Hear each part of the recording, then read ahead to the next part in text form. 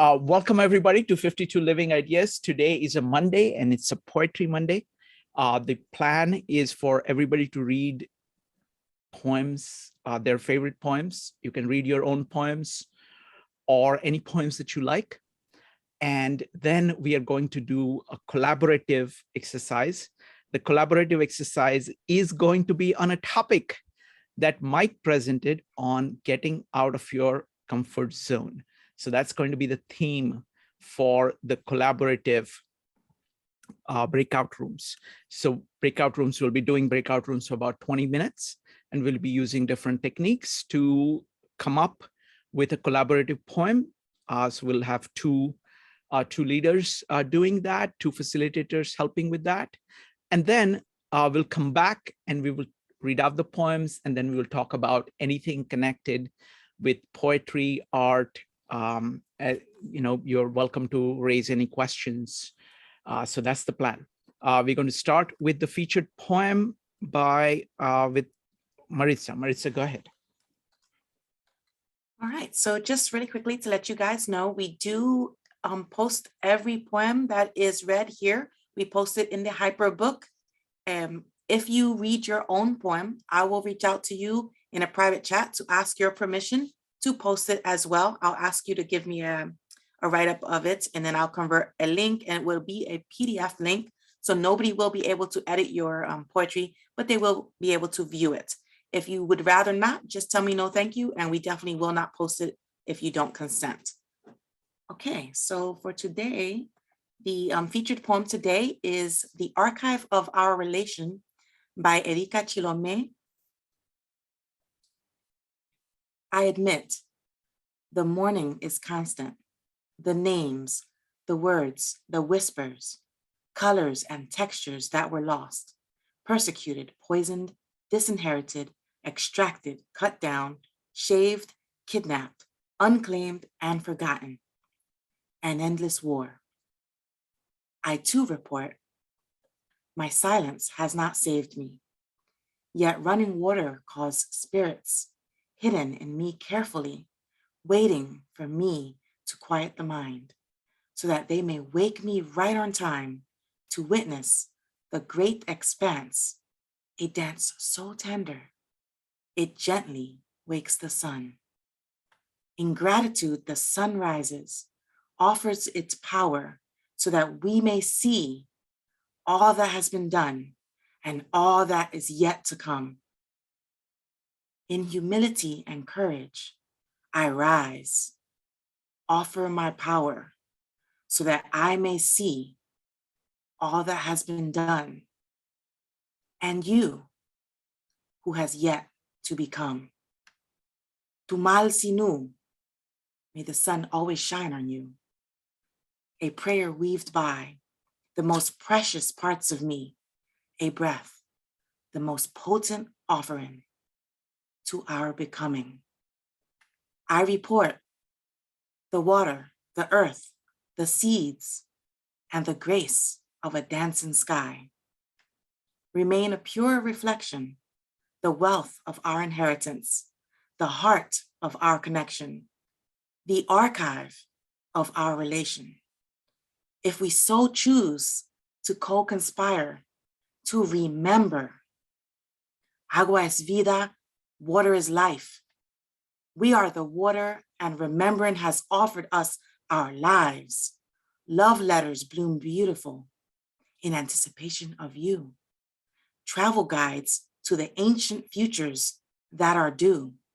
Live in memory of gestation and labor. Humble testimonies conspired in your favor. You see, more than hope, we hold a deep knowing. All creation moves in a circle. All that was once dead is reborn. The breaking of the seed, a necessary violence. Forgiveness, a necessary blooming. Resistance, a necessary rooting. Rebuilding, a defining act of courage. Letting go, a radical act of love. I too agree with the trees. I do not shy away from the darkness, nor do I fear the wind. I remember the water and take root in the memory of you, the living archive of relation, a sweet and sacred confirmation that we are still alive. Maritza, may I make a request? This Yes. is just amazing, beautiful, beautiful poem. Could you read it one more time before commenting on it? Hey. Is it possible to screen share or put it in the chat so we may see it as she reads it? Right now, yes, absolutely, I can do that. I Thank will you. post it first and then I shall read it for you.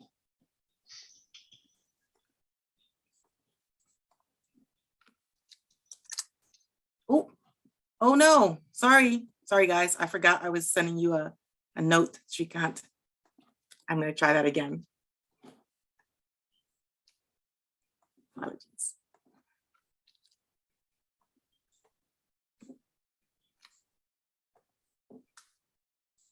Oh, I have a limit, it gets cut off. I'll have to.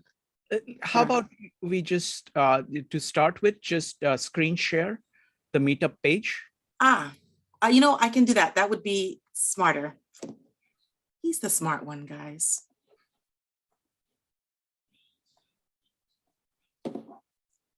There we go.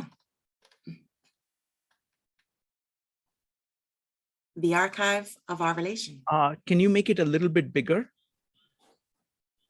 Actually, I don't know how to do that. Just Oh wait, Control I got you. plus, yeah. Yeah, perfect. Okay, can you guys see that? All right. Yes. I admit the morning is constant. The names, the words, the whispers, colors and textures that were lost, persecuted, poisoned, disinherited, extracted, cut down, shaved, kidnapped, unclaimed and forgotten, an endless war. I too report, my silence has not saved me, yet running water caused spirits, hidden in me carefully, waiting for me to quiet the mind so that they may wake me right on time to witness the great expanse, a dance so tender, it gently wakes the sun. In gratitude, the sun rises, offers its power so that we may see all that has been done, all that is yet to come. In humility and courage, I rise, offer my power so that I may see all that has been done and you who has yet to become. Tumal Sinu, may the sun always shine on you. A prayer weaved by the most precious parts of me, a breath, the most potent offering to our becoming. I report the water, the earth, the seeds, and the grace of a dancing sky remain a pure reflection, the wealth of our inheritance, the heart of our connection, the archive of our relation. If we so choose to co-conspire, to remember, agua es vida, water is life, we are the water, and remembering has offered us our lives. Love letters bloomed beautiful in anticipation of you. Travel guides to the ancient futures that are due. Living memory of gestation and labor. Humble testimonies conspired in your favor. You see, more than hope, we hold a deep knowing. All creation moves in circle. All that was once dead is reborn. The breaking of the seed, a necessary violence. Forgiveness, a necessary blooming. Resistance, a necessary rooting. Rebuilding, a defining act of courage. Letting go, a radical act of love. I too agree with the trees. I do not shy away from the darkness, nor do I fear the wind. I remember the water and take root in the memory of you, the living archive of relation, a sweet and sacred confirmation that we are still alive.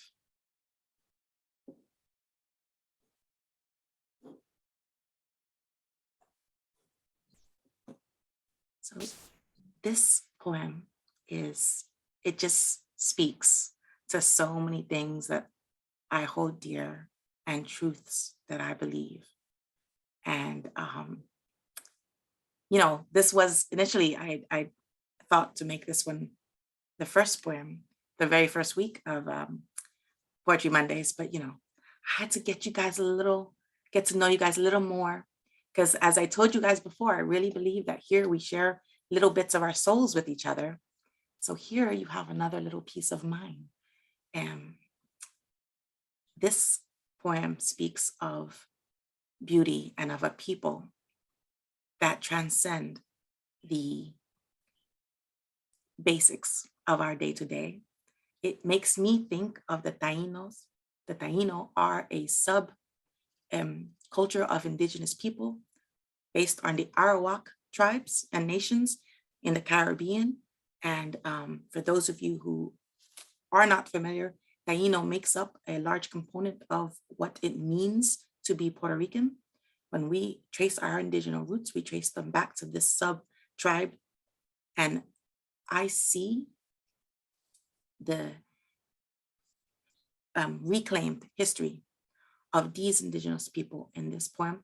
Now, this poem was not written for them, so I am extrapolating that through my words, but Edyka Chilomé also traces herself to have indigenous heritage. So this does speak a little to her.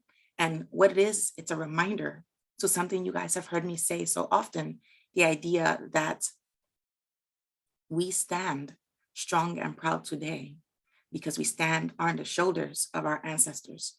Even we who are so independent that we believe we need no one and nothing. We could not have done it without those who came before. And I see that in a really beautiful way in this poem. Thank you, Shrikant. Thank you. Thank you. I mean, the thing I see very clearly here is drawing inspiration from nature. And it's this commingling of nature with your psyche and seeing the patterns of nature, respecting the patterns of nature, making them a part of you. This is a big theme in Louis Sullivan of kind of drinking in nature and kind of looking at all its patterns and using it to enrich ourselves and using it as a basis for your own expression. You're trying to say that, you know, what you produce, you know, you are of nature.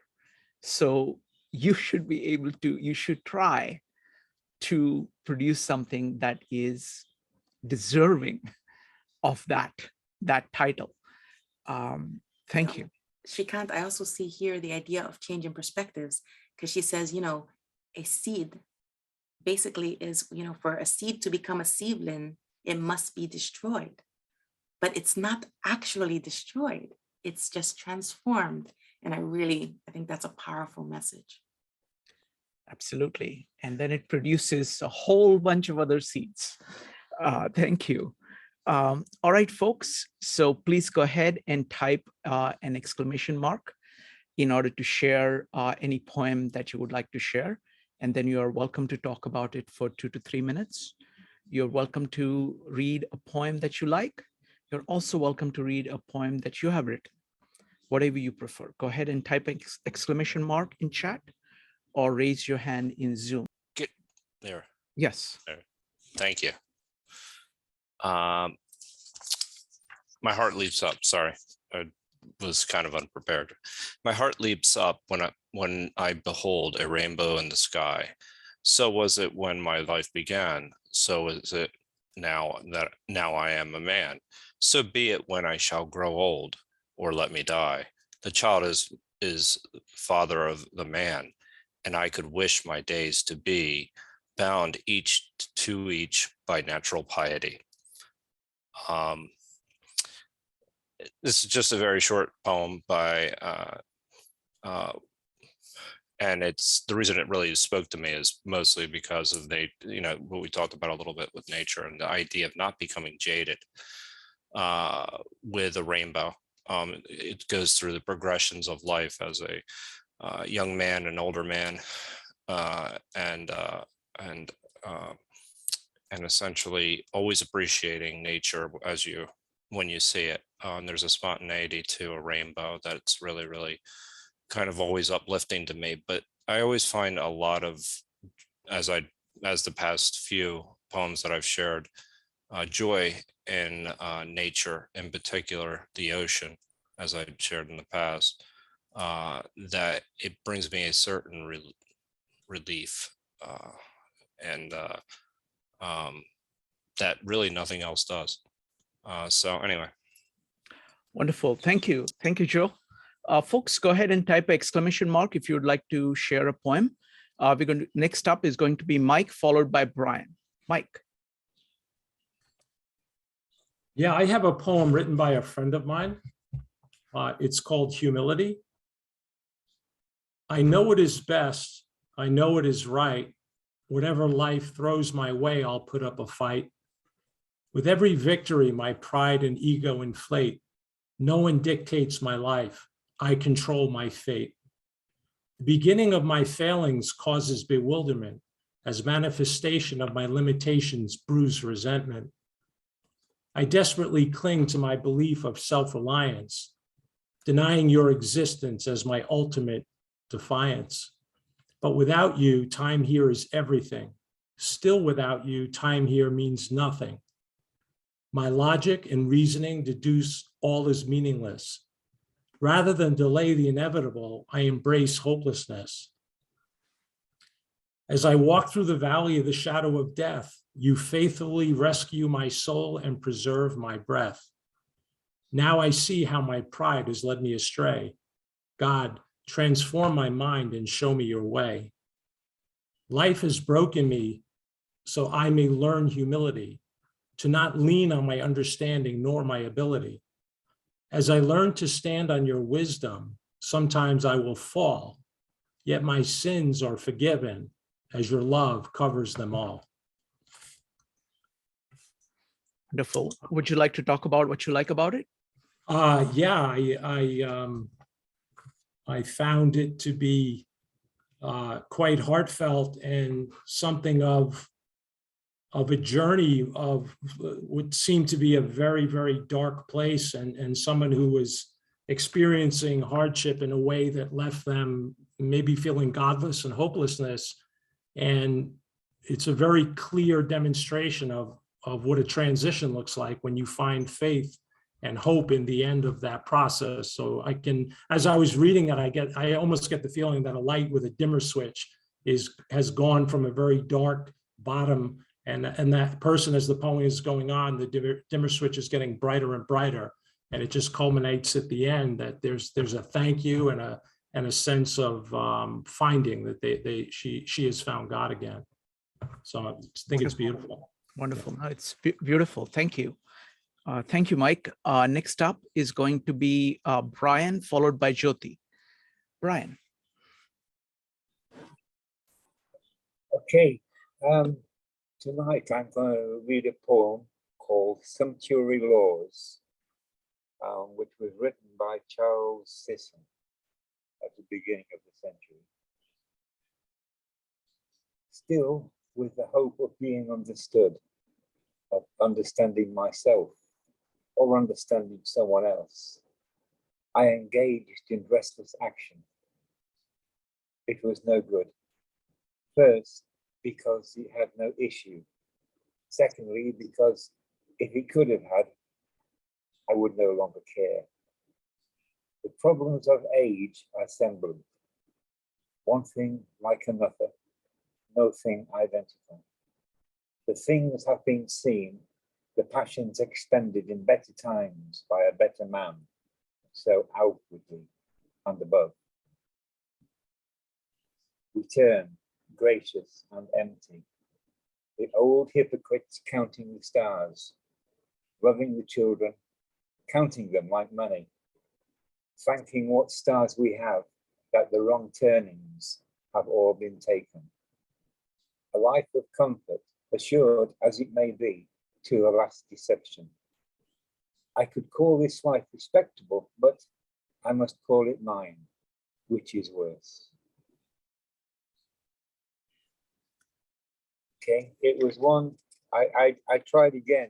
I mentioned before that there were two of my favorite poems I would like to read, but for various reasons, I haven't chosen them yet. This one I found when I was looking through some old magazines, and it, the first thing that struck me was that I had no idea what sumptuary laws were. So I had to look that up, and found out it was very interesting. Probably everyone else knows, it's just me, but it basically means that there are laws which stop you buying expensive things which make you look good. Well, it's the fashion sense of women, what dresses they can wear. If you want a car, you can only buy a car which is limited to your position in life, if you like. But reading through it, I found that it was addressing age, which sort of I could apply to my own life. And I found it very interesting because of that. I'll stop there. Thank you. Thank you, Brian. Next up is going to be Jyoti. Jyoti, go ahead. Okay, this is my first time, so just bear with me, please.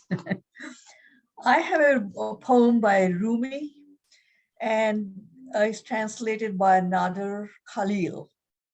The name of the poem is Only You. Only you, I choose among the entire world. Is it fair of you letting me be unhappy? My heart is a pen in your hand. It is all up to you to write me happy or sad. I see only what you reveal and live as you say. All my feelings have the color you desire to paint from the beginning to the end. No one but you. Please make my future better than past. When you hide, I change to a godless person. And when you appear, I find my fate. Don't expect to find any more in me than what you give. Don't search for hidden pockets, because I have shown you that all I have is all you give. Thank you.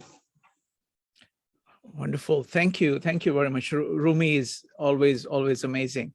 Thank you. All right. Anybody else wants to read a poem? Go ahead and type exclamation mark. Any poem that you like.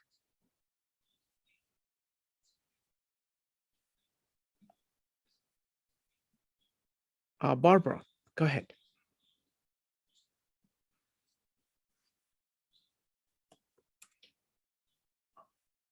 Barbara, you need to unmute. Go ahead. Got it. All right. Okay, this is a poem by C.P. Cavafy. It's called Ithaca. As you set out for Ithaca, hope your road is a long one, full of adventure, full of discovery. Laestrygonians, Cyclops, angry Poseidon, don't be afraid of them. You'll never find things like that on your way as long as you keep your thoughts raised high, as long as a rare excitement stirs your spirit and your body. Laestrygonians, Cyclops, wild Poseidon, you won't encounter them unless you bring them along inside your soul, unless your soul sets them up in front of you. Hope your road is a long one. May there be many summer mornings when, with what pleasure, what joy, you enter harbors you're seeing for the first time. May you stop at Phoenician trading stations to buy fine things, mother of pearl and coral, amber and ebony, sensual perfume of every kind, as many sensual perfumes as you can. And may you visit many Egyptian cities and to learn and go on learning from their scholars. Keep Ithaca always in your mind. Arriving there is what you're destined for, but don't hurry the journey at all. Better if it lasts for years, so you're old by the time you reach the island, wealthy with all you've gained on the way, not expecting Ithaca to make you rich. Ithaca gave you the marvelous journey. Without her, you wouldn't have set out. She has nothing left to give you now. And if you find her poor, Ithaca won't have fooled you. Wise as you will have become, so full of experience, you'll have understood by then what these Ithacas mean. Wonderful. Would you like to talk about what you like about it? Let's see. Well, I guess the idea behind it is that you're always striving. It refers to the Odyssey, right? And you're always trying to get to this place you can never get to. But in the meantime, you do live your life, and you have this, you can have a really good life but in the end, if you get to where you're going, you may be disappointed, but you'll be wiser at that point and know. So I just thought it was nice. Yeah, no, it's beautiful, beautiful poem. My favorite thing about it is that it's a very beautiful way of saying that it's the journey. It's what you are doing. It's the beacon towards which you are going is the motivation for you to take the journey. And it is the journey that is going to make you rich. That is really the point of having having Ithaca. Wonderful, thank you. Next up is going to be Steve. Good evening, everyone. This poem is entitled Sweet Darkness by David Whyte. That's spelled W-H-Y-T-E. When your eyes are tired, the world is tired also. When your vision has gone, no part of the world can find you. Time to go into the dark, where the night has eyes to recognize its own. There you can be sure you are not beyond love. The dark will be your womb tonight. The night will give you a horizon further than you can see. You must learn one thing. Give up all the other worlds except the one to which you belong. Sometimes it takes darkness and the sweet confinement of your aloneness to learn anything or anyone that does not bring you alive is too small for you.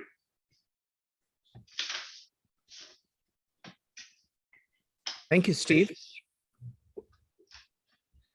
All right.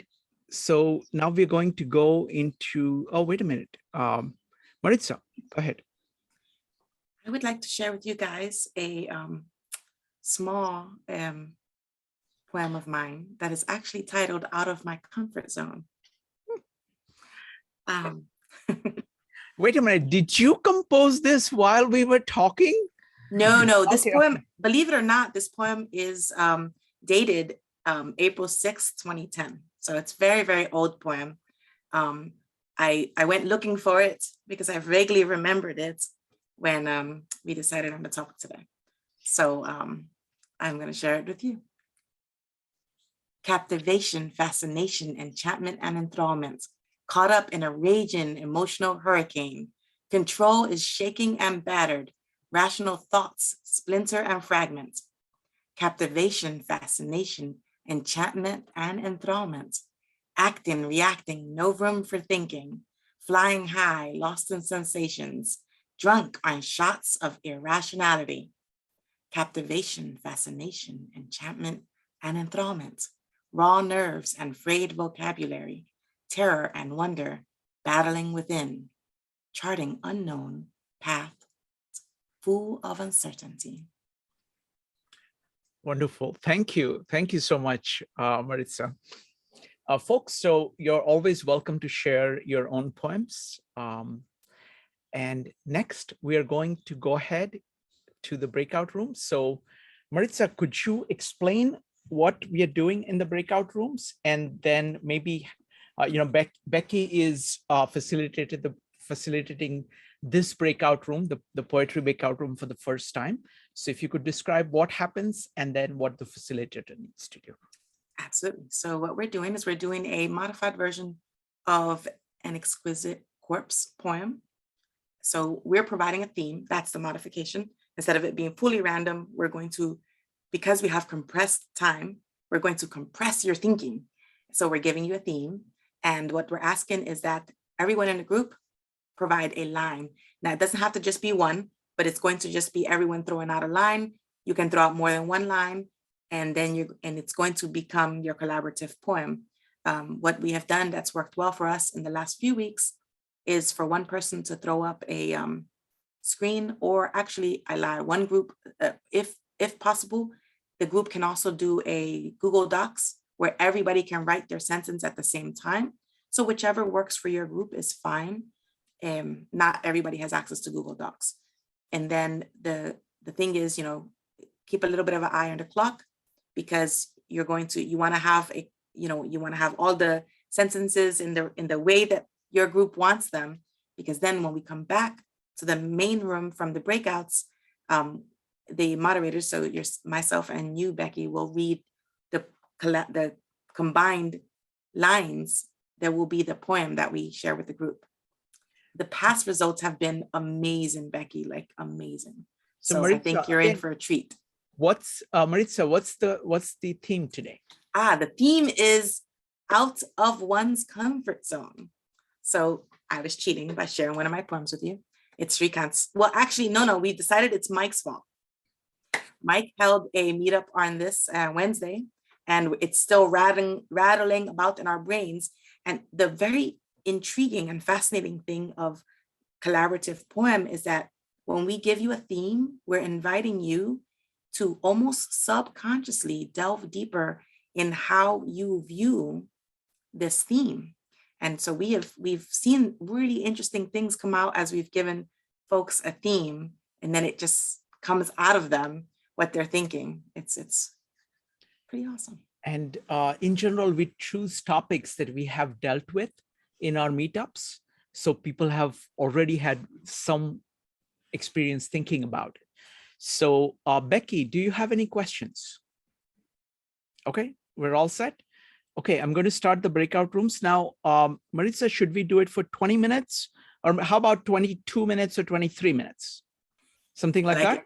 Okay. Yes, that sounds great. Okay, sounds good. So I'm starting the breakout rooms now. In about 22 minutes, we'll come back here. And when we come back, we'll not only read the poems, but you're welcome to, we'll have a discussion on poetry. So starting the breakout rooms now. Welcome back. Welcome back, folks. All right. So what was it like? So Becky, if you could go ahead and read the poem that you have. Sure. The process was very interesting, and it was a great group. All right, so we titled it Reborn, locked in fear, as rigid as steel, jitters, jitters. Sorry, can you screen share? Because then everybody can read along. Ah, yes, that's a great idea. Okay. Screen share. I'll also ask you to post it so I can grab the words. Okay. All right, let me know if you guys see this. Am I sharing the right screen? Yes. Okay. Reborn, locked in fear, as rigid as steel, jitters, jitters, jitters. They say to do it anyways. Can you face it? Face your fears and recognize your own discomfort. Take that risk. Think for yourself. On high alert, intense reception. That first solo bus ride. That first playground kiss. That first public speech. That first affair. That first shot or needle or ride. The only way to learn. This is the way to growth, truth, beauty, and wisdom. To be comfortable being uncomfortable. Hey, that wasn't so bad. Can't sing, but will hum. It was my life. I lived there, but now I want to go home. Well, I am home. Thank you. Thank you, Becky. If you could go ahead and cut and paste it into the chat, would appreciate that. Maritza. Well, we did not title ours. Sorry, but I can do it the share screen as well. And then I'll throw it up on the chat as well.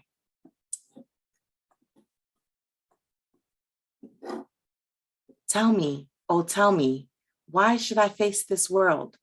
We are too comfortable. We have an overabundance of food, heat, and coolness. I enjoy the joy in solitude with nature, yearning to spread my branches and reach the sky, gazing in the sky for no good reasons. But I know I need to get outside my comfort zone, because just beyond the disquiet of my fear is nirvana, a racing heart, my last chance to run. The anxiety is overwhelming, but I continue to push forward. Why can't I rest in peace without proving myself? Is this fear or exhilaration? I want to sit back and reminisce the good times. I am caught trembling, aching, burning. But in which direction? It had been a lie all along. There is no safe in safety. I took care of my past. You take care of my future. The machines will be living your life for you if you don't take control of your destiny. When will I call the end of duty? Because I am done with it. Why should I leave my paradise and enter your hell? When will you call enough? When enough is enough for me. You're so comfortable that you don't want to move. Risk, just for the sake of risk? I hear everyone judging me, but they don't know. Thank you. Thank you, Maritza. All right. Now I want to open it up for comments about the process. If anybody wants to, if anybody would like to share what it was like doing this, what they found interesting.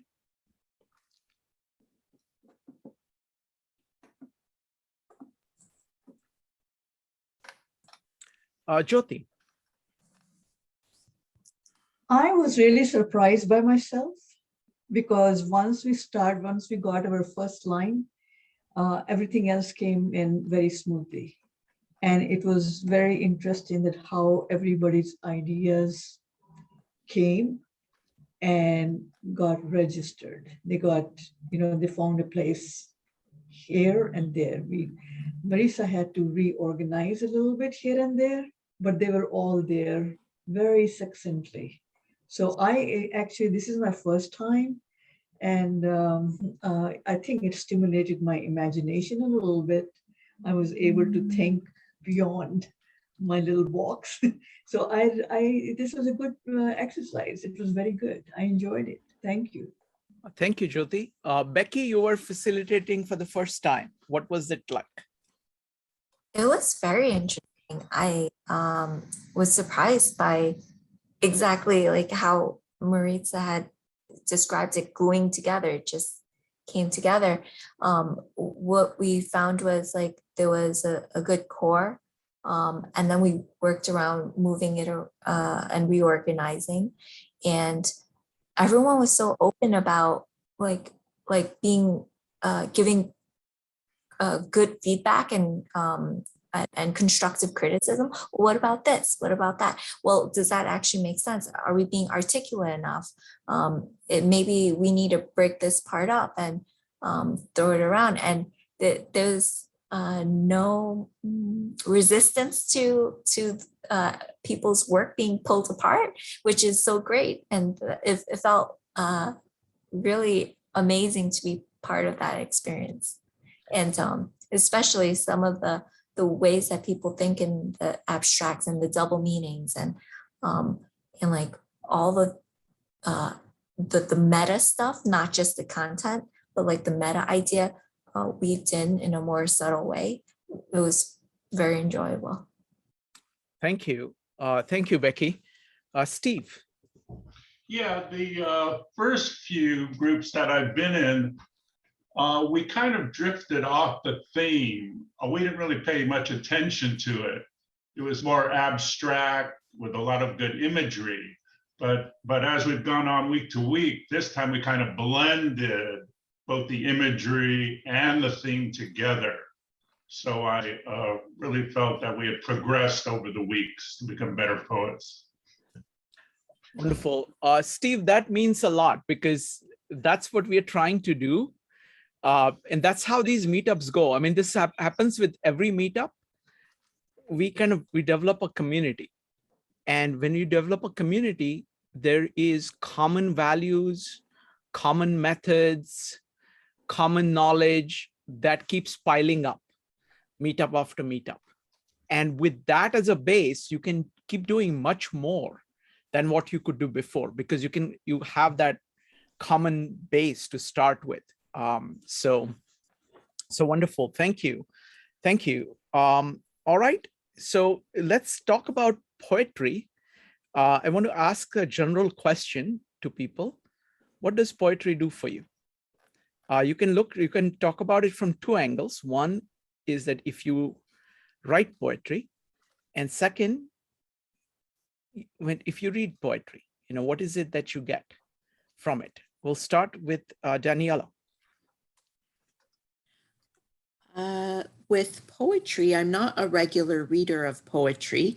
This is, one of my few poetry meetups. So, but it's expressive, it's it can be emotional and observant and expressive of human feelings and emotions and states that are very relatable. So I appreciate the, kind of a feeling of connection with other human beings who have expressed, fundamental emotions and feelings, part of the human condition. And I also like just, talking with others or just listening to others read poetry that is meaningful and expressive to them. Wonderful. Thank you. Thank you, Daniela. You made so many very interesting points. I mean, one of the things that I want to pursue is that it's a way of actually getting sense of another consciousness at a very deep level of saying, okay, a person can approach life this way. Person can look at something this way, and not only what they think, but also how they think, because that, almost like the style of their consciousness, in addition to what their conscious experience is. So thank you. Next up is going to be Jyoti, Joe, and Brian. Jyoti, go ahead. For me, it was what the psychologists call a projective technique. Whatever was in my consciousness and whatever I feel from day to day, it resurfaced. And it was very easy to reach down and pick it up and put it, in front of everyone. Because that's how I'm thinking these days, relaxed, retired, look at the sun, look at the moon, sky, and what have you. So all those themes came out and they streamed very well with everybody else's. And it was amazing to see that how other people's point of view gelled with mine. Like anxiety, fear, exhilaration, and what have you, part of them are a part of my persona too. So it is nice to see that more or less that people feel that way. So I think it was a very good method of putting your thoughts online, online, yes, and somebody to help to corroborate with it. That's it. Thank you.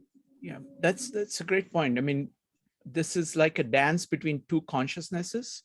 It is absolutely true when you're trying to do collaborative poetry. It's like improv, somebody's doing something and then you're saying yes and. But at a very deep level, that is what is going on when you are interfacing with art. The artist is telling you, this is what I think of life, and this is how I think about it. And that you are actually interacting with it. If you take a slightly active role, that's what happens. So it is like improv, and it is improv about deep things in life.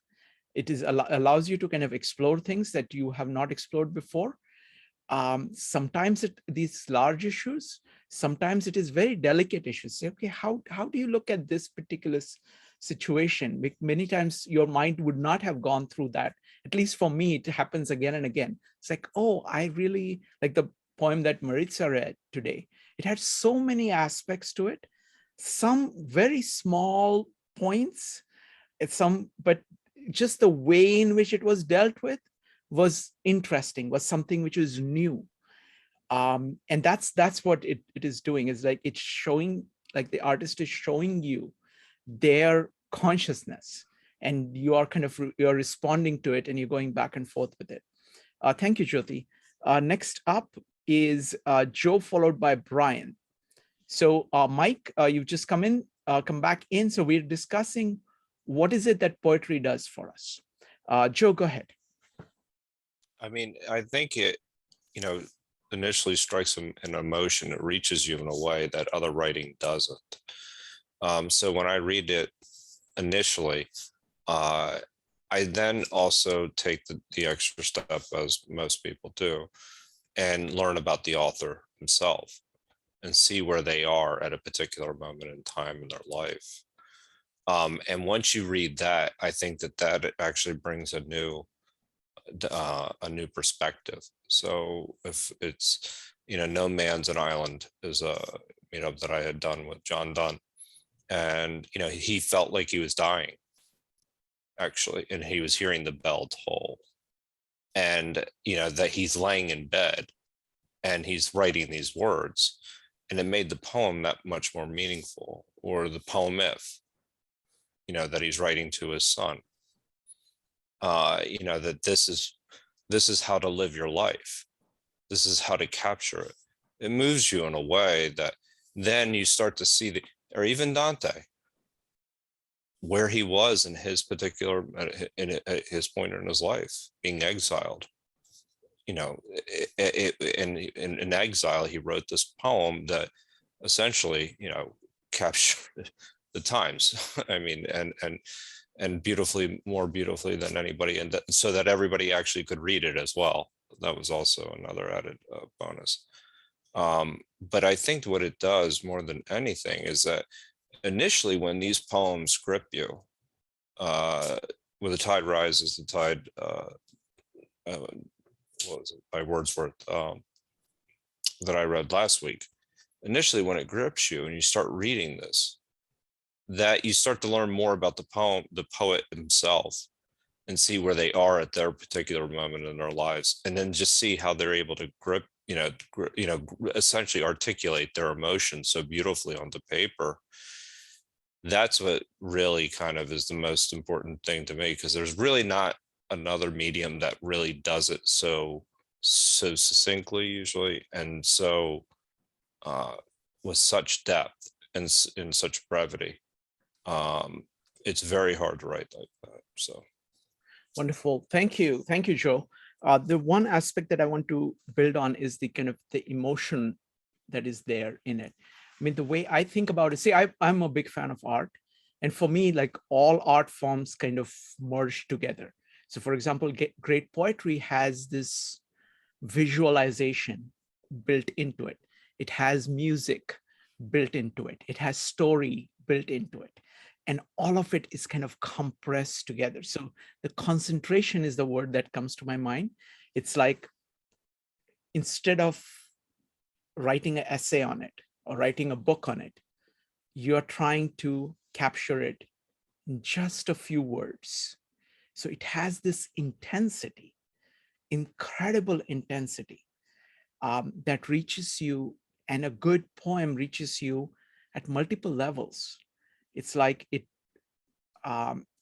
reaches your imagination, like visualization, things come to you, like images come to you. There is kind of musicality of it, so it kind of rings in your consciousness. It is profound, so it is making you think of very deep things that you have not thought of. And it is doing all of, and there is a progression. You know, the poem is actually, it's trying to do something, and there is a sequence in which it is doing it. So it is telling you a story as well. And all of it is being done at the same time. So the concentration of it, and that is true of all great art. You know, so to me, it's like, it's a way, it's the power of art. And because it is so short, and because it is in words, some people appreciate it more, but it's everything that we are saying is basically about what art can do for you. Thank you, Joe. Next up is Brian, Maritza, and Mike. Brian. Okay, covering it from both angles. I've been a lifelong fan of poetry. I've read it since very early at school. I enjoy things, I mean, I love all of Shakespeare's poetry, obviously. But I generally go for more of the 17th, 18th century romantics and that kind of thing. But equally, I love Rumi and many other. What I've been doing recently, or the past few years, I should say, is I've been trying to understand the poetry of where I'm living now.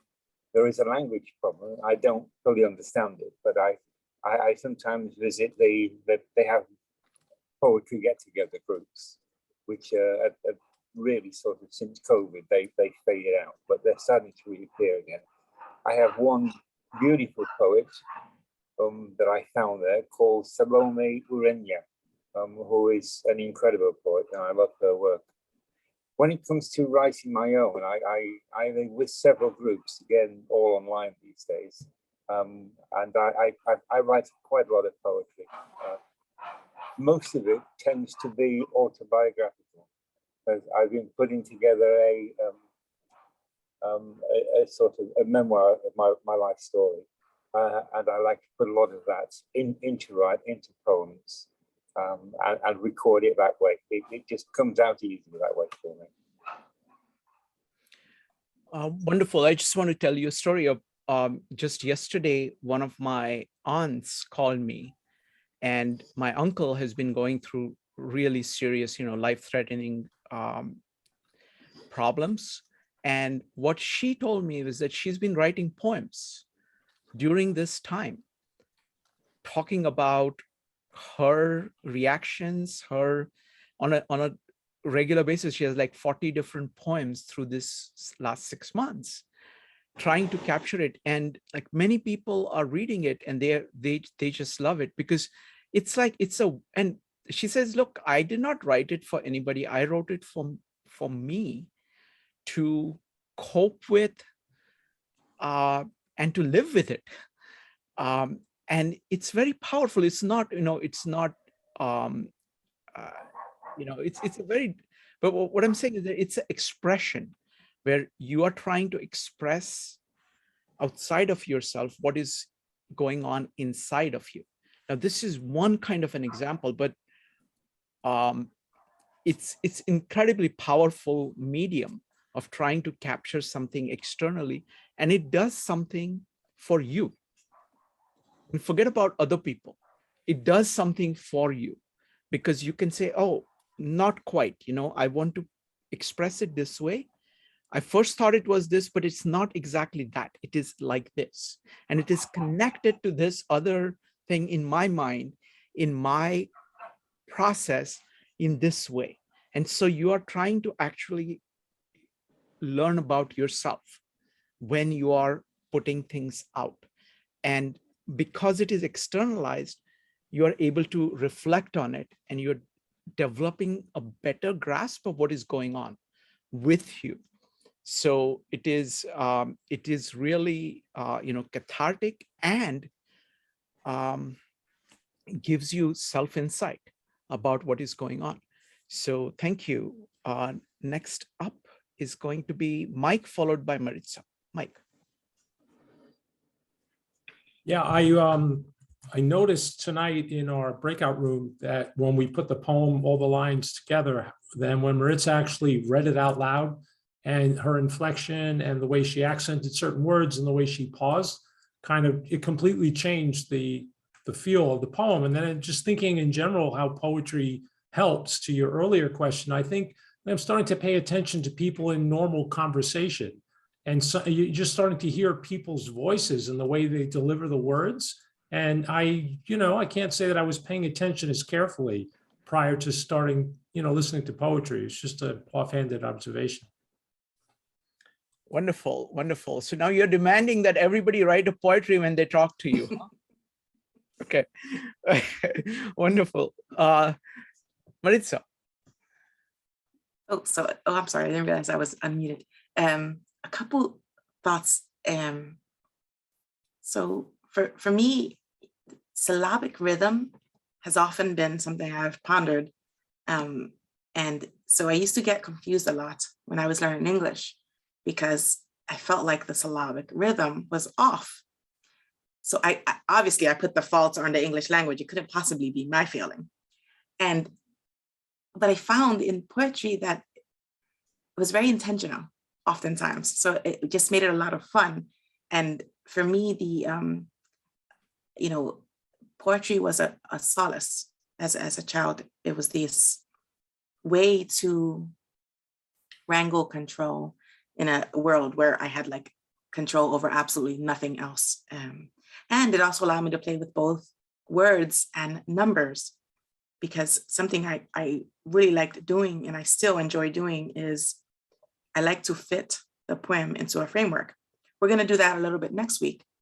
Spoilers, but nothing so rigid. But I will sometimes take an entire page and pick a rhyme pattern first and then write the poem. And it's just really good, fun exercise to me. And then there's some poems that you don't have time for any of that, because they just flow through you so hard and so fast. For me, I have all the way back to when I'm like 10 or 11, I still have poems, and almost every major event in my life has a poem attached to it. It has been for me always a way to get what I'm feeling out. And it's funny because I also always tell people with whom I interact that I'm not good with words, right? And I'm not good so much with spoken words, but I can always throw it on the paper. But what was really, really fascinating today, Shrikant, was I saw it in my group. And then when Becky read the other group's poem, I saw it also. The question, like what's so clear is that the concept of getting out of one's comfort zone creates within us a push-pull set of questions. Like I know I need to do this. Why do I need to do this? I don't want to do this. I have to do this. And you see that in both the poems, but you also see the yearning for what comes after, along with the fervent hoping that you can do it and get to the other side without too much singe. And that brings, that's, none of you actually literally said, I don't want to make change. None of you actually said, I'm scared of change, but you all did. And that's the beauty to me of poetry, is that it's a very, there's things that we don't necessarily have the energy to analyze in our conscious day to day. And when you put it on, even when you're doing an exercise that's not emotionally charged, like it's not that moment where the energy is so fierce that it's bleeding out of you, even when it's a more calm exercise, you're pulling out little bits of emotion and putting them on the paper. And that's always been fascinating to me as someone who is self-proclaimed. I've never thought myself to be very emotional, very, very good with the emotions, right? I think of myself as being more rational, more, I know that some of you laugh, but you know, I'm so much more human than I used to be when I was young, I promise. But, you know, I was in a world where everyone was so, you know, I grew up in a society of, you know, emotions, and it's a chaperoned culture. You know, you do nothing by yourself. And so the idea of, you know, I wanted to look to reason. I wanted to look to, you know, where's the rational? The inability to embrace reason and logic created extra emotions in me.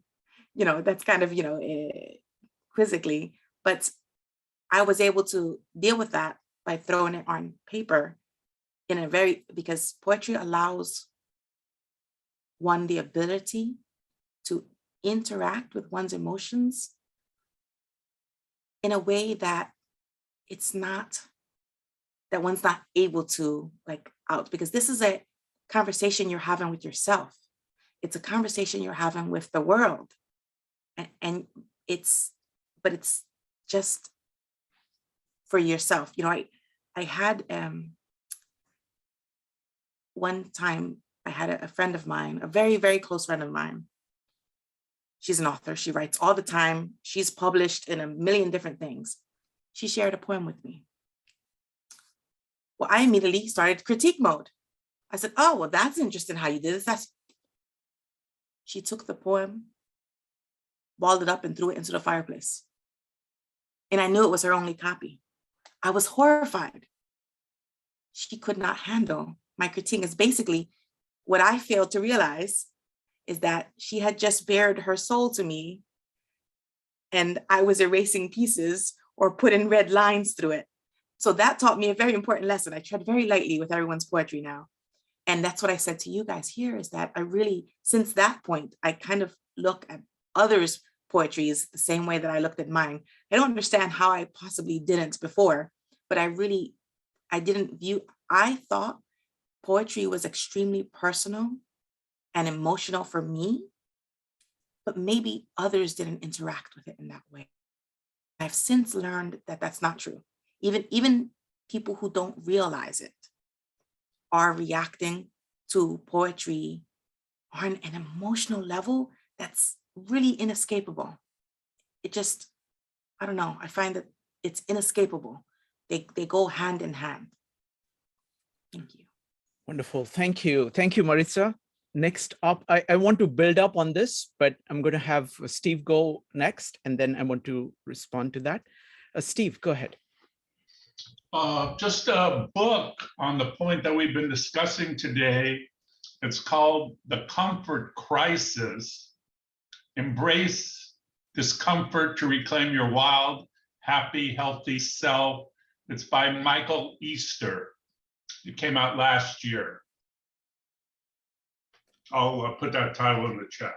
Thank you. Thank you. So what I want to do now is I want to do something quite challenging, because what I want to do is I want to take this topic of going beyond your comfort zone and connect it to tomorrow's topic, okay, of sacrifice and the meaning of crucifixion and resurrection. Okay, it's going to be very, very tough. And I'm going to do it in a poetic way. Okay, I'm not going to do it systematically. I'm going to do it in a poetic way. Okay, and I want to see, and I encourage you to do that. Okay. What does getting out of your comfort zone, taken to the limit, mean? What is the purpose of getting out of your comfort zone? And so that's one point. Second, what can art or poetry at its best offer you? And third, how is this connected with tomorrow's topic? What poetry or art really offers you at its best, is the image of what is possible. It is projecting an ideal. It is showing you a beacon of what is possible to you. It could be very light things. You can say, oh, I didn't know I could do that. Sometimes it is saying life can be faced that way. And that's what art does at all levels.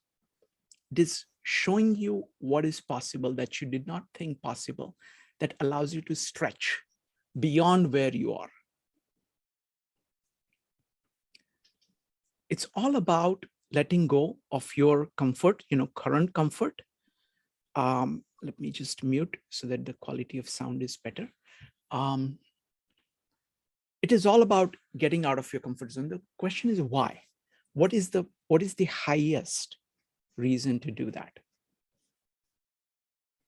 The highest reason to do that is to pursue the best thing you possibly can. And what happens is that we are creatures of habit. We are creatures who hold on to our thoughts. We are creatures who hold on to our emotions. And all of that is comfortable for us to hold on to all those three things: thoughts, emotions, and actions. And that's what the comfort zone is. That's where you are. In order to become as best as you possibly can, to move towards what is true, what is good, what is beautiful, necessarily means giving up some of the comfort, or maybe a lot of the comfort.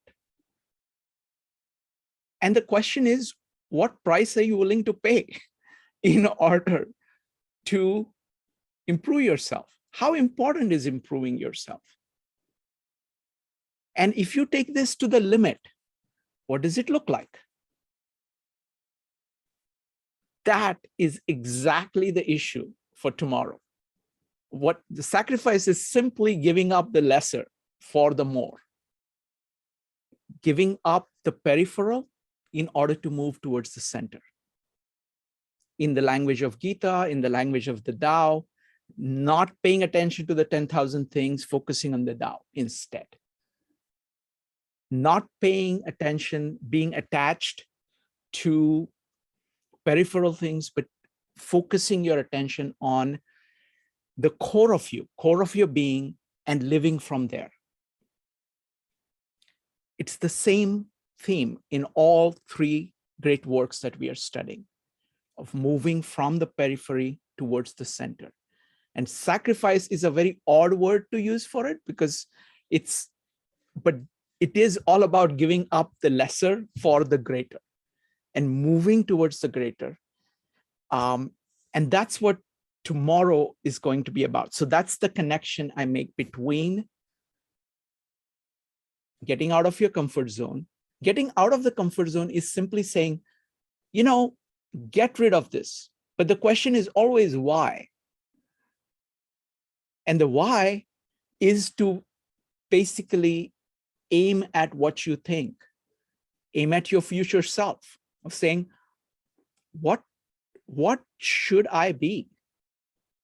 And then give up parts of your current self in order to get there. Because you do need to do that. You can never, you cannot carry all the baggage that you have and become your future self at the same time.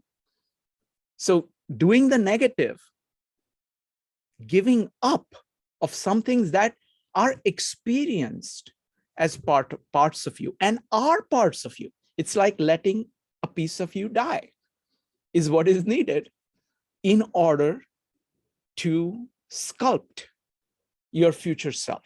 So consider it, if you're thinking of a poem, think of that as a poem. Your future self is the poem that you're writing.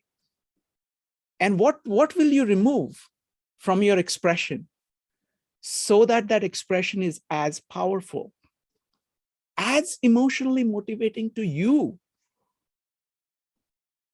that captures the highest visions that you've seen everywhere? Listen to all the great poets. why should your future self be less?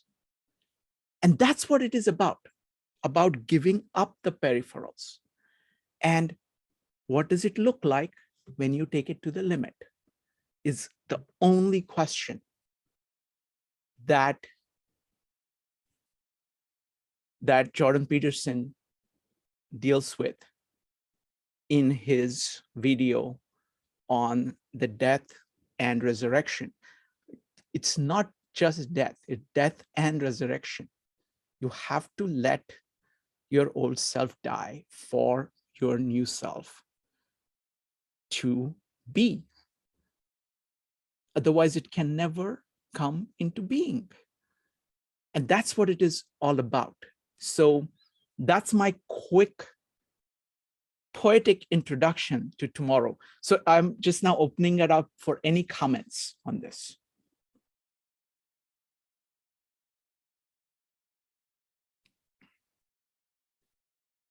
Go ahead, folks, type an exclamation mark or raise your hand in Zoom in order to make a comment, especially people who are extremely familiar with Jordan Peterson.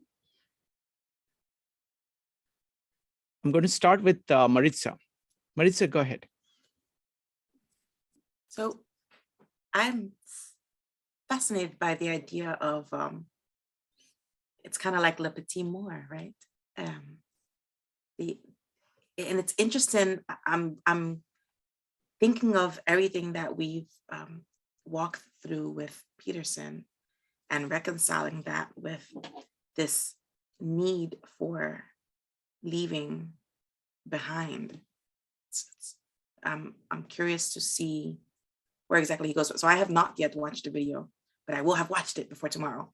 That's a different, it's funny because that's almost a more positive spin on the concept of sacrifice than is the one we hear more often in social norms. And it's, you know, I wanted to mention, Shrikant, that gives a slightly different aspect to me of the two poems that were created here collaboratively when we look at it from that, you know, all the questioning is perhaps a resistance to that necessary death. Yes, the way in which Peterson puts it is that when things go wrong, most people look to the world and say, what is wrong with the world? But he says, what you really need to do in addition to that, it's a valid thing to do, is that what is wrong with my values? Am I pursuing something that is the cause of the problem? And that's what I mean, and it is all, and you're absolutely right. This concept that he's talking about is really synonymous with pursuing the highest values. He's saying, pursue the highest values, but in order to do that, things that you're attached to, you have to give up. And when you give up things, they are not going to feel good because they're felt as parts of you. We're talking about saying these people are bad influence on me, and I have gathered them around me in order to actually provide rationalization for everything that I was doing wrong. So if I have to change, I have to give up these people. I have to give up these habits that I've been doing. I've been doing this every day, or I feel a certain way, or these are the ideas that I've been using. And these are the ideas that are holding me back from what I can be. So it is a way of focusing on the future and saying what should be, and then judging your current situation, your current thoughts, your current ideas, your current actions based on that. And then having, just girding your stomach and saying, okay, I will take this hit. It is hard. I'm going to be miserable, but I will do it. And that's go ahead. Eloquent synopsis, as it were, for several of his rules for life. Yes, exactly. Exactly. Because that's what he's saying. In, Exactly. So So more words. exactly. So it is like that concept is actually, you're absolutely right. That's beautifully put. That is the heart of what he's been saying all along. That's a great summary. He's saying that in order to pursue the good, you have to give up things which are of a lower nature. All the lower nature things are reactive. You know, you're saying that, oh, it's comfortable for me because it's habit. I've been doing this for a long time. Oh, I feel nice when I eat sugar, or, you know, a whole bunch of things like that. So those are the kinds of things that you have to give up. And some of them are higher level things. So you get to that, it's not just physical sugar, but there's like sugary ideas and sugary actions, and all of that you have to give up. Okay, next up is going to be Joe, Becky, Jyoti, and Mike. Joe. Yeah, I mean, this is interesting, is that, you know, one of my favorite lines from one of Jordan Peterson's video is when he quotes Karl Popper, and he says essentially that you have to let one of the things that allows us as human beings to survive is that we are able to allow our thoughts to die. And it's really, I think that's such a powerful line in general. But coming back to the first question, is the purpose, I think, is really important as well. We've talked ad nauseum here about the idea of intention, right? So then what does that mean to have intention? And your ideal self, how do you identify that? But in that process, what you're actually discovering are your values. And then you're starting to identify, what does it really mean to move forward? And that's a very, very difficult thing to do, because a lot of people don't necessarily think about what they actually value. They just kind of move on instinct, you know, more instinctual. They value things that maybe come from the outside world, but not necessarily looking internally what they value. And that's a very difficult and challenging process that we've actually, then you can have an aim. And this is kind of coming back to, I hate to say it, the design why. Then you can have an aim as to where you want to go. So one of the things that I think it's also important is to make sure that you have a value system, ethical value system, that's also in this process. I think that that's critical, because that, you know, not necessarily that you're just going to do anything to get what you want, that you're going to do it in a way that actually aligns with, you know, some degree of ethical behavior. But I think that there's another aspect of this, is sacrifice. And when Jordan Peterson has talked about sacrifice in the past, he talks about it in different ways.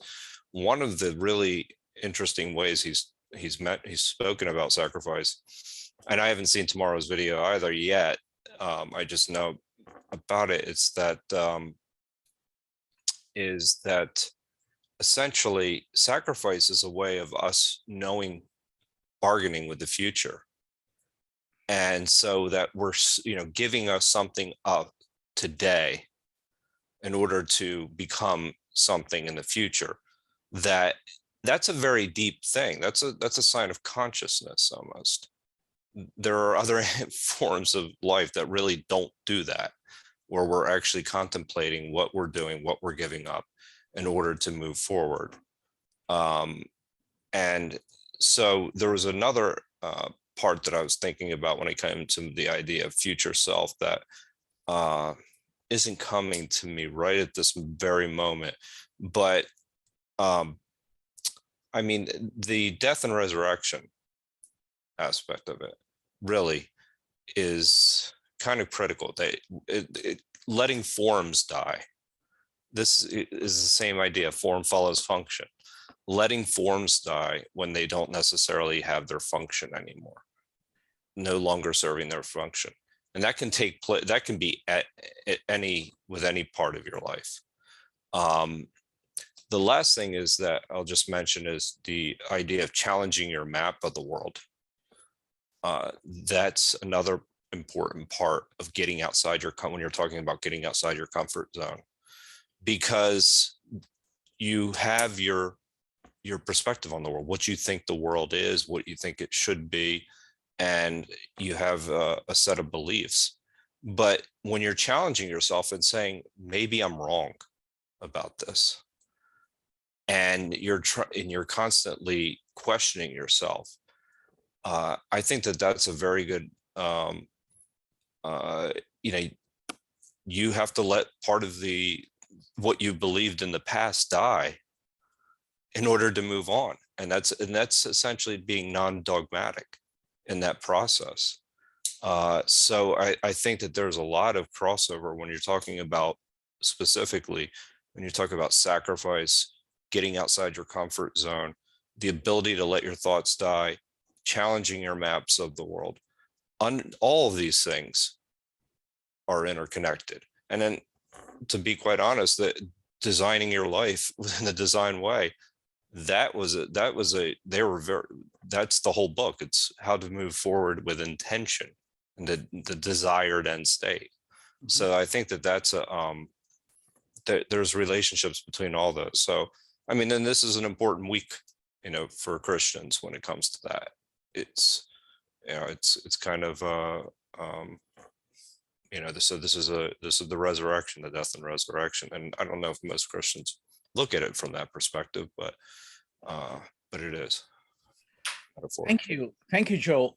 Great points. So I want to follow up on 4 points. Number 1 is about my favorite example of willing to give up things is from the series Cosmos, which depicts Kepler, who had been working all his life, decades and decades of his life, on this idea of Platonic solids to explain the movement.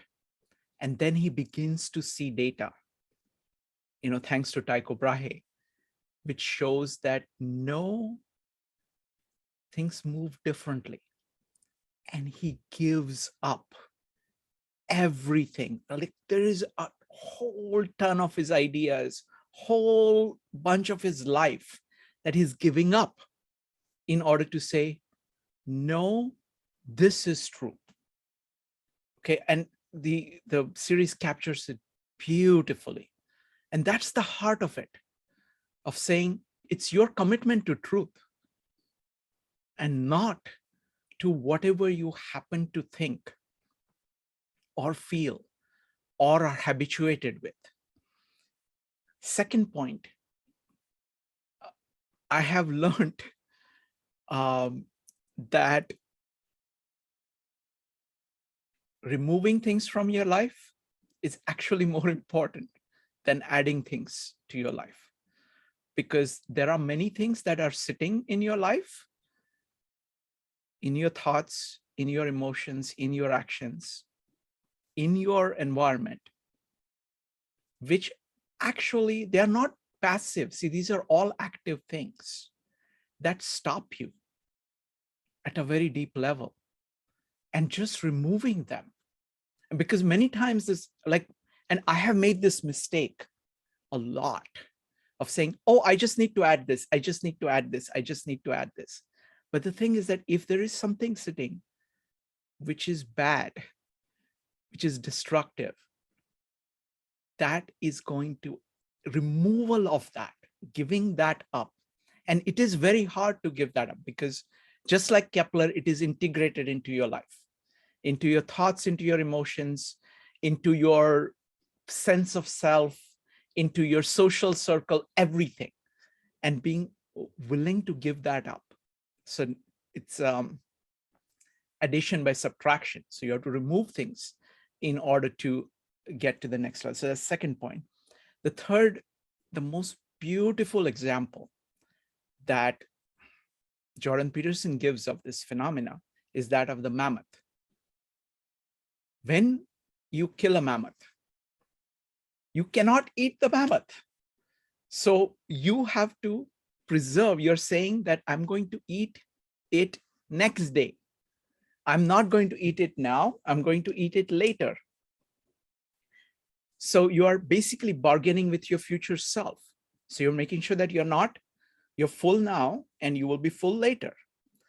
The next thing is that if the mammoth is big enough, you know that it's going to spoil before you can eat it all. So then you give some of the mammoth to other people so that they will give you the mammoth when they have a mammoth and you don't. So you're basically setting up a system of trade with other people. And then you get the reputation of being productive enough to kill mammoths and being generous enough with the mammoths. And then many people will come and offer you mammoths. So there is this connection between your future self building a reputation, which is basically credit. He says most of the value, it's about stored value. You store the value, most of the value you store is actually credit that other people are going to give you. Money is just that somebody is going to give you something for that. That's what money is all about. So it's all about a system of storage for the future and across space. You can't possibly hold the mammoth. You can't possibly hold everything that you create. You hold it in a way which it keeps on generating value for you. So it's a strategy for doing that. Last point is it's absolutely about form and function. The death and resurrection is that you have to let old forms die so that functions can be reborn. That is the heart of it. Its function is the active thing. We get attached to forms of thought, of emotions, of action. We have to let them die, and so that the function gets rejuvenated. Okay. I know, Jyoti, go ahead. I know you're not, are you familiar with Jordan Peterson? Yes, actually I am. Oh, wonderful. I started with Jordan Peterson. That's when you were starting. So wonderful. I have the book and the Maps of Life, and fantastic. I've read that. Go ahead. My question to you was, I'm glad because you are asking me to speak up, because I was just writing to you that I'm getting ready to leave. What is my question? The statement that I was going to make was, there is a stage and there's for leaving your comfort zone in life. And there is a desire, there's a motivation. When I was younger, I never stayed in the comfort zone. I had a need, I had goals. They could not have been met had I just stayed in my comfort zone. And I kept doing that for years and years and years. And then you come to a stage when you say, you know what? I did sacrifice my life for the future, and the future is here today, and I'm going to relax. I'm going to take it easy. So I went full gusto with that. So there is always a stage for comfort zone. Most of the people, when they are younger, they take chances, they take risks, and they do it. The ones who don't do it is for several reasons. They have medical problems. They don't have enough to, live day to day, and their lifestyle is such. So this is my take on this comfort zone business, because all the immigrants who come here, they never stay in their comfort zone, never. Most of them. Yeah, there are some traditional people who just like to hold on to their rituals and what have you, and they feel comfort with each other, they stay there. But any progressive person does leave the comfort zone. So desire has to be there, goals have to be there, motivation has to be there. Thank you. Thank you, Jyoti. It's absolutely true. You can see children, the only way to grow is to get past your comfort zone. You're learning to walk, you're going to fall, and you have to be okay with that. You have to bounce up and keep going. And if you have that attitude, you remain young, even when you grow old. That's what I have found. Like, I plan to remain like that until I die, because that is the way actually to stay young, of continuously growing. And that is true for, like, Louis Sullivan wrote all the stuff that we are reading on his deathbed. Leonardo was producing greater and greater paintings and greater art right till when he died in a ripe old age. So all of these people, when you read their writing, you can see, what else can I do? What is, so that kind of thirst for continuously pushing yourself is also the thing that is resurrecting your spirit and keeps you young, keeps you alive. I have a friend in Chicago who came here as an immigrant at the age of 9 from Argentina. And he started businesses at that age. I don't know how, but with him and his parents, he's been doing that. And I talked to him a few years ago, and he's a grand old man now, in his late 80s. And I asked him, how's your health? So he says, oh, it's doing well. So I said, what's your secret? He says, Shrikant, it's a very simple secret. Never retire. And he is, going full blast, doing all kinds of things within his capability, but he's pushing himself as best as he can.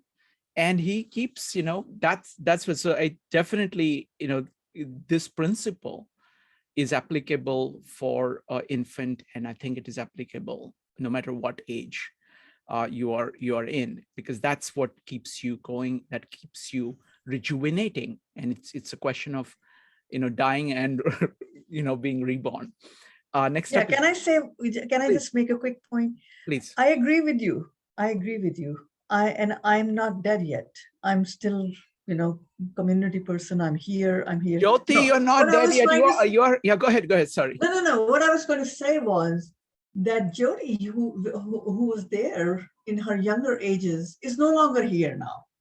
I have done that, and I have experienced that, and I have gotten the rewards too for that. But now I'm slowing down. I'm not going to go with the same gusto. I have, I'm an older woman now. I have to take care of my health. But my stimulation of mind is still going on. I'm still very curious. I did not come to the poetry before, and I say, what the heck? Let me try. And exactly. I'm very happy I came. I mean, with everybody else's support, collaboration, or whatever.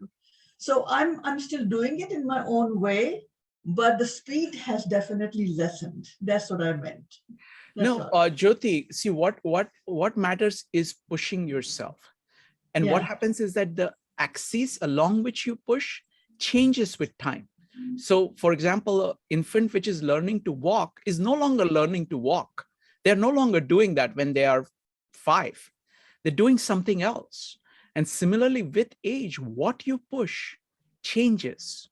What you can do changes. And so, for example, you coming here on poetry, or you learning about the Fountainhead, or you going to, Louis Sullivan, all of those are parts of growth. I mean, this is something you did not know before.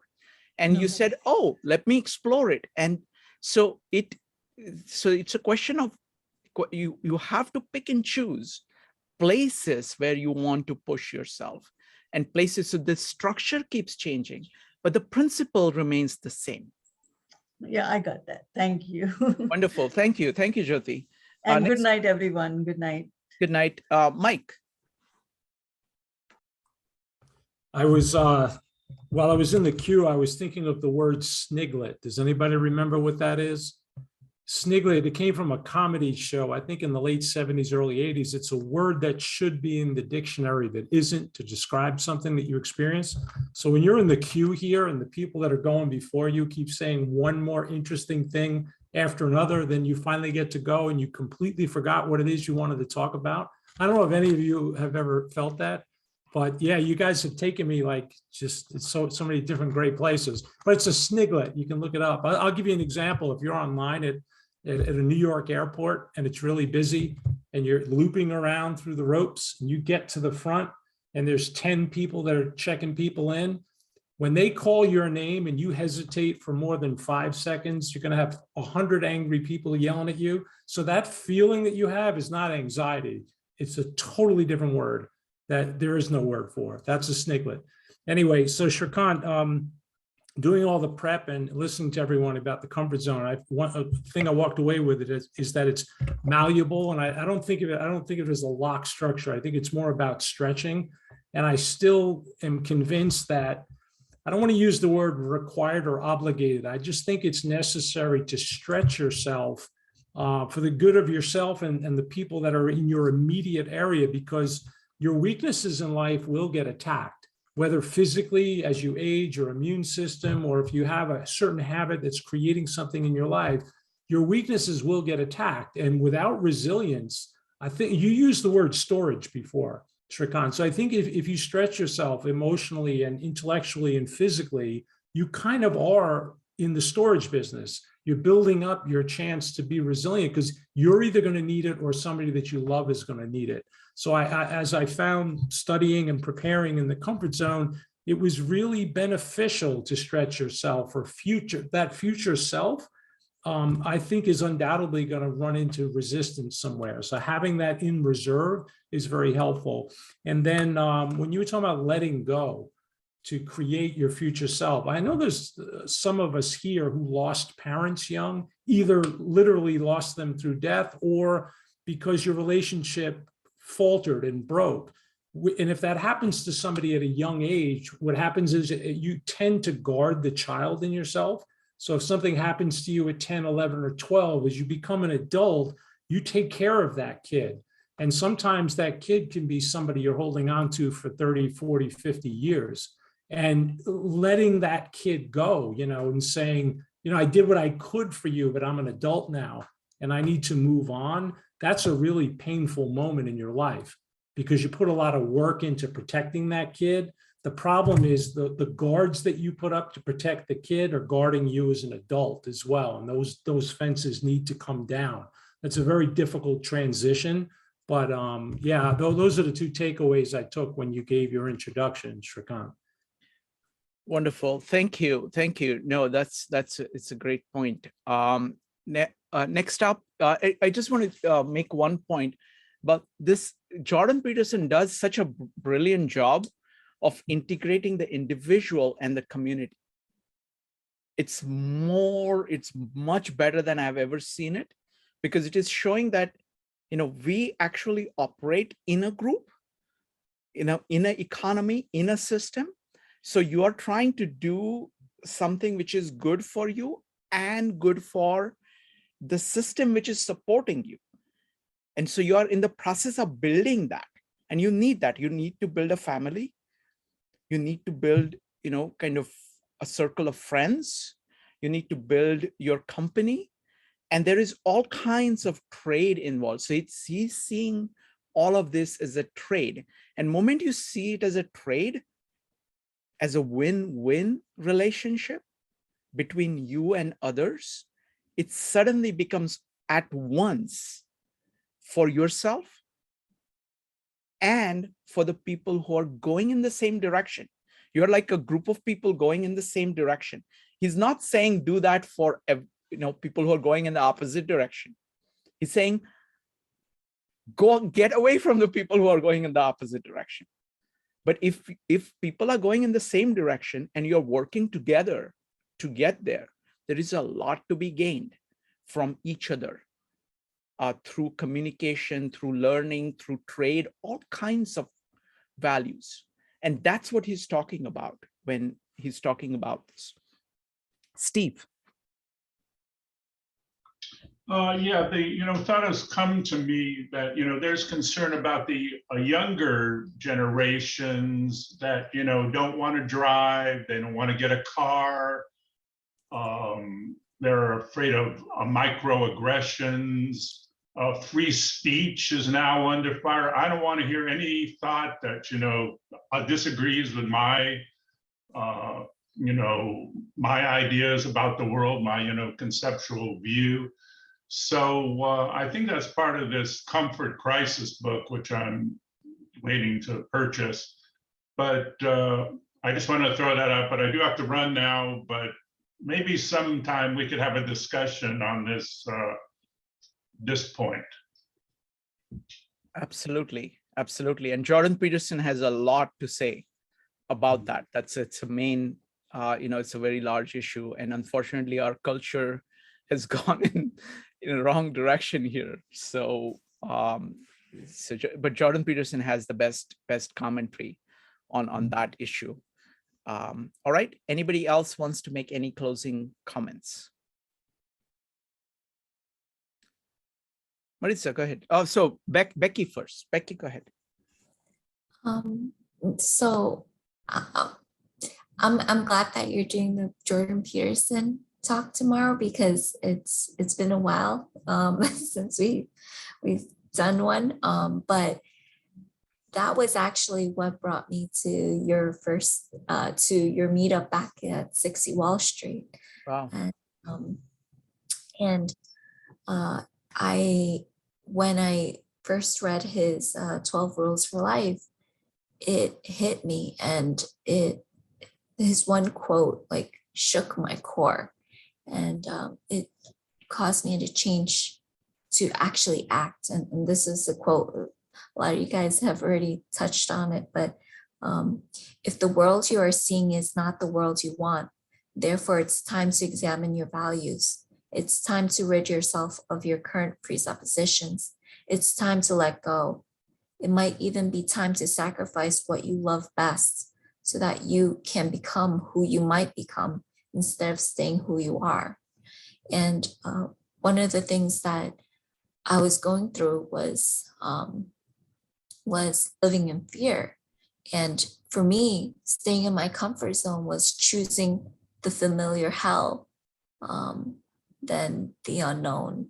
And it was and when you come to a realization that sometimes there are things worse than death, and for me, it was like, well, what is living are you really living if everything is dictated by your fear, to the point where your body doesn't even, you have no control of it, right? With like, you respond automatically to fear, and that wasn't living at all. And so really letting go the idea of like of death and rebirth. It's like, well, who could I be? And so for me, it was like, well, I need to try. Like I said, there are things worse than death, and living in fear is not living at all, to the point where it actually takes amazing courage to live, because death is the easier path sometimes.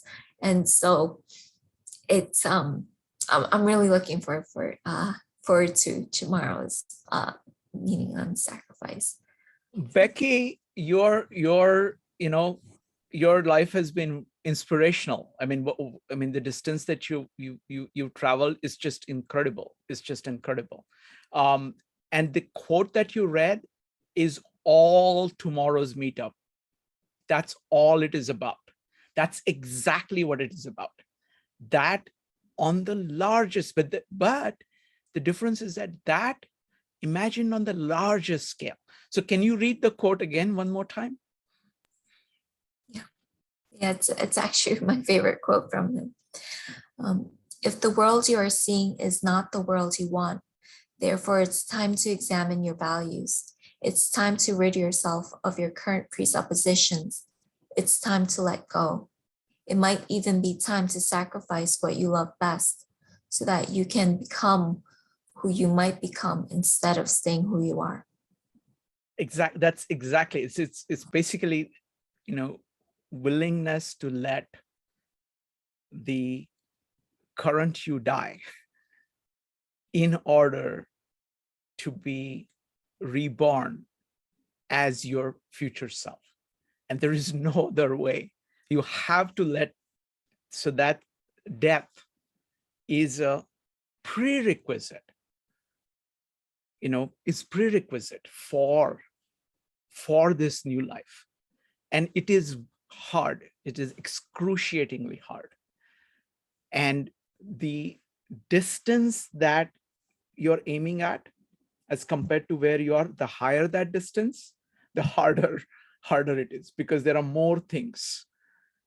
And these things are living things. They are completely kind of part of your thought, your emotions, your habits, everything, your social structure, everything.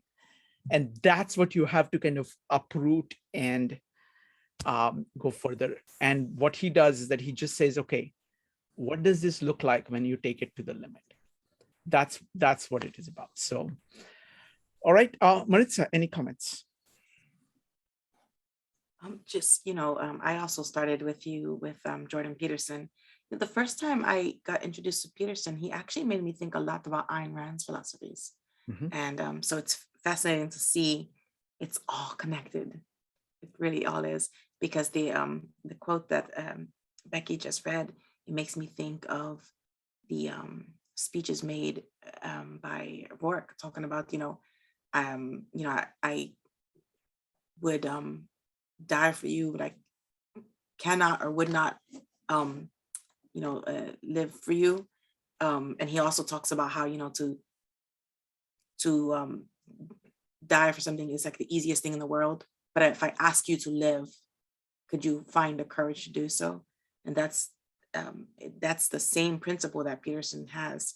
And it's funny because you almost forget that when you go through the maps of meaning, his magnum opus, because that's a very belabored way of inspecting that same concept from like every possible angle.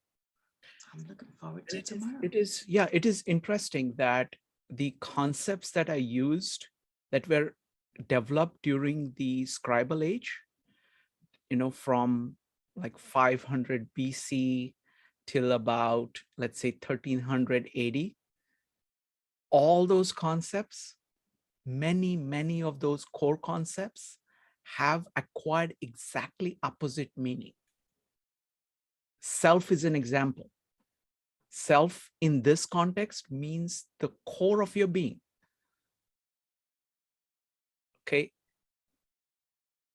Ayn Rand tries to reclaim that idea, is reclaiming that idea.